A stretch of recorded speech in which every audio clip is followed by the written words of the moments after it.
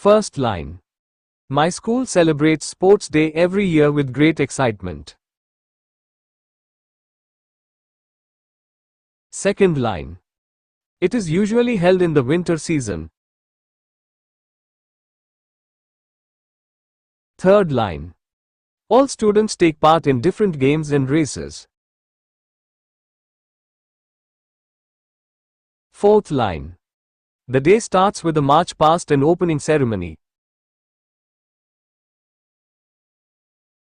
Fifth line. Our principal gives an inspiring speech. Sixth line.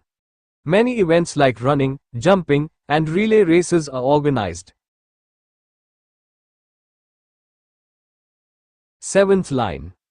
Teachers also participate in some fun games. Eighth line. Parents come to watch and cheer for us. Ninth line. Winners get medals and certificates. 10th line. Sports Day teaches us teamwork, discipline, and confidence.